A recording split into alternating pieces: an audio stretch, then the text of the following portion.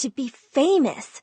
But I didn't want to be famous for just anything. I always envisioned myself as a rock star, screaming into a microphone in front of millions of adoring fans, like my idol. No one in my family even liked music. In fact, everyone downright hated it. The only thing Dad ever watched was the boring news on TV, and my suck-up siblings always followed suit. So every time I turned on music, my dad would yell at me, "Go to your room and put earphones on. I can't believe any of my children could be such a bum." So I would do that and get so lost in the music that I would start to sing out loud. The only problem was every time I really let go and sang my heart out, someone in my family would come banging on my door. "Be quiet in there. You're so annoying." And every time that happened, I would sing louder. I found out this later, but one day, as I was singing in my room loudly as usual, my dad's friend came to visit, and he heard my voice. "Oh my God, what a beautiful voice. Who is the singer?" "No one." "Oh, come on. Call her. You know I have some connections with someone who can make her a famous singer." "Oh yeah? So you're now that angel who was sent to change her life?" "Just call her. She's the one with the angel's voice."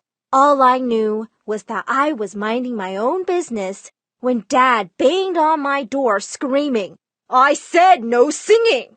My friend got so annoyed and he left. So shut it now. A while later, my whole family came in. My sister said, "It's like hearing nails on a chalkboard." My brother said, "It's like listening to an alley cat." My mom just burst into tears and said, "Music and singing is rotting your brain." I just couldn't take it anymore, and I yelled back, "No, it's not. You guys are.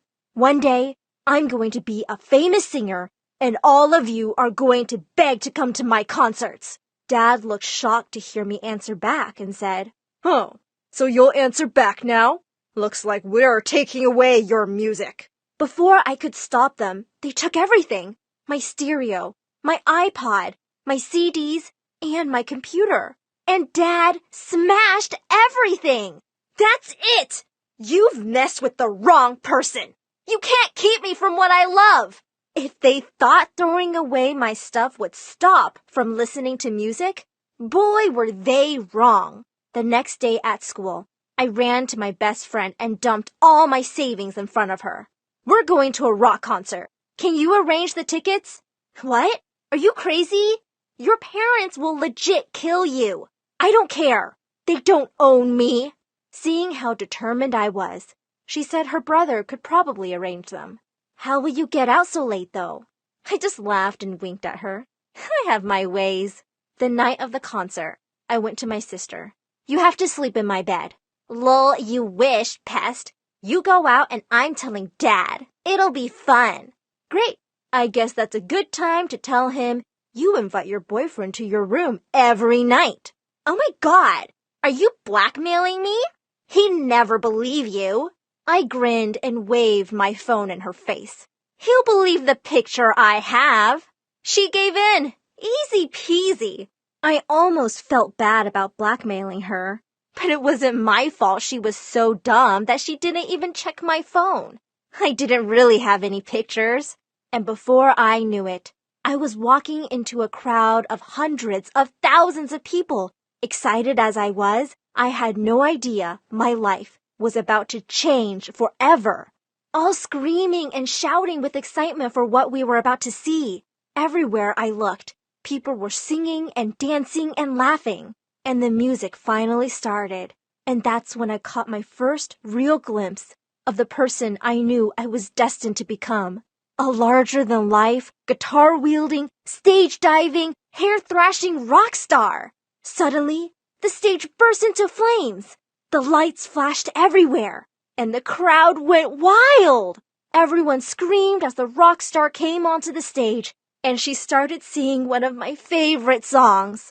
She was a goddess, and I sang it along with her as loud as I could. I knew every word. That's when my friend grabbed my hand and began pulling me closer to the stage. We pushed our way through to get as close as we could. And when the song ended, someone handed me a bouquet of flowers and told me to throw it on stage. I did, and the rock star picked it up, and she looked right at me, and, I kid you not, she winked. Then the music stopped, and she bowed her head, and she took a long moment before she grabbed her microphone and said the craziest thing I could ever imagine hearing. Now, I want to invite a special someone on stage to come and sing my next song for me. The crowd was wild. I couldn't even hear myself think. I shouted louder than I ever had in my life, and I couldn't believe it when she looked right at me and said, "You, who threw the flowers, get up here." I didn't even have to climb up to the stage because I was literally hoisted up in the air by all the people around me and then thrown onto the stage. The rock star looked at her band, threw up her hand and said, "And a 1 and a 2." And she handed me the microphone, and the band started the next song. I was paralyzed with fear when I turned around and saw thousands of people screaming with excitement. And to this day, I have no idea how, but I opened my mouth and I began to sing. It's so crazy, my night's so hazy. I'm rocking this stage, I'm breaking the cage tonight. I'm free, we'll rock this stage tonight. We stand and we fight, we shine in this light. My night's so hazy, I'm rocking this stage, I'm breaking the cage tonight. I'm free. The biggest surprise, though, was that people loved it. It was the opposite of what my family always said. I was a great singer, and suddenly I was a real-life rock star. When the song ended, I turned around and she pointed me to go backstage. Minutes later, the rock star and her band came right back to me and said, "Hey kid, I'm getting too old for this. Tonight was my last night performing, and now I'm passing the torch off to you." She handed me her microphone, she smiled, and then she walked away. Was this a joke? Her whole band was looking at me like they wanted me to say something. I said the only thing I could think of. Okay. And just like that, I was the new lead singer for one of the most famous rock bands in the world. When I returned home with a record deal, $1 million, and a personal assistant who was going to organize my new life as a rock star, my family took a complete round turn. Dad wasn't mad that I sneaked out. Instead, he threw his arms around me. "My daughter, my lovely, lovely daughter, you make your dad proud and rich." Before any of us could blink, I suddenly had agents and managers and a stylist. I was given a whole new wardrobe and a driver who took me everywhere I wanted to go at any time of the day. The band scheduled a worldwide tour for the summer when I was done with school, and we started performing everywhere. Everywhere I went, people screamed my name. I was suddenly doing exactly what I had dreamt of doing while dancing around my bedroom. I got fan mail from every corner of the earth, and I had a jewelry collection so big I had to buy an entire second home just to store it all in. Everywhere I went, people took pictures and asked for autographs. I was on the cover of magazines, and I played music with some of the most famous musicians of all time. I always stayed in the biggest penthouse suite a hotel offered. But things started to change. After months of living like this, I was starting to get really, really exhausted. Even though I was traveling everywhere and meeting the most famous celebrities and making millions and millions of dollars, it didn't feel like a vacation everyone thought it was. It felt like a chore. I was always working till late and had to be up early. I got on so many planes, I had no idea what part of the world I was in. One day, I finally tried to take a quick vacation, but I couldn't even leave the hotel because there was a mob outside waiting to take pictures with me. There wasn't even a single place I could go without someone harassing me for a picture or to give me a compliment.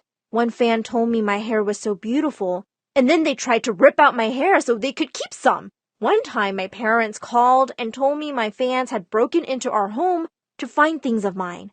It was like I was a zoo animal. Worst of all, though, I didn't know who to trust or who to talk to anymore.